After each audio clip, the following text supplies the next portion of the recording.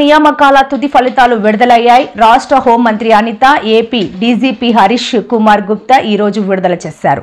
AP police recruitment board అధికారిక వెబ్సైట్లో ఫలితాలను అందుబాటులో ఉంచినట్లు తెలిపారు. ఇక ఈ ఫలితాల్లో గండి నానాజీ 168 మార్కులతో ప్రథమ స్థానంలో నిలిచినట్లు అధికారులు ప్రకటించారు.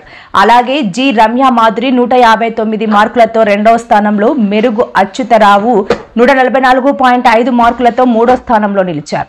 జగన్ నెల్లూరు పర్యటనలో భాగంగా పోలీసుల లాఠీ చార్జీపై స్పందించారు.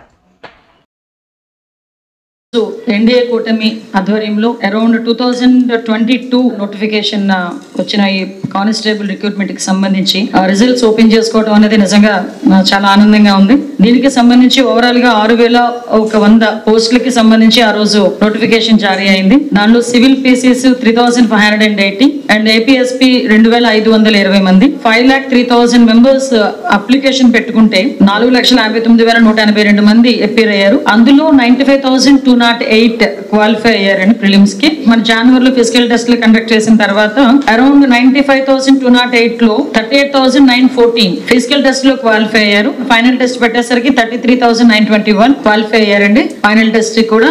అందులోని మనం ఈ రోజు 6,024 రిక్రూట్మెంట్ కి సంబంధించి రిజల్ట్ ఈ రోజు ఓపెన్ చేస్తున్నాం. ఈ రోజు మీ అందరికీ తెలుసు, పోలీస్ డిపార్ట్మెంట్ అంటేనే ఒక ప్రతిష్టాత్మకమైన డిపార్ట్మెంట్, ప్రజలకి సేవ చేసుకునే దానికి ఒక వేదికగా భావించే పరిస్థితి. చాలా మందికి పోలీస్ డిపార్ట్మెంట్ లో పనిచేయడం అన్నది కూడా చాలా ప్యాషనెట్ గా చేస్తారు. ఈ రోజు రిజల్ట్ కి వచ్చిన వీళ్ళందరికీ కూడా సెప్టెంబర్ 1 నుంచి ట్రైనింగ్ కూడా స్టార్ట్ అవుతుంది. అరౌండ్ 9 months లో ట్రైనింగ్ కంప్లీట్ చేసుకుని వాళ్ళకి కూడా ప్లేస్మెంట్స్ ఇవ్వడం జరుగుతుంది. పోలీస్ డిపార్ట్మెంట్ లో సిబ్బంది కోరుతుంది. దానికి ఈ 6,000 మెంబర్స్ మంచి పరిణామం కింద భావించాలి. ఇంకా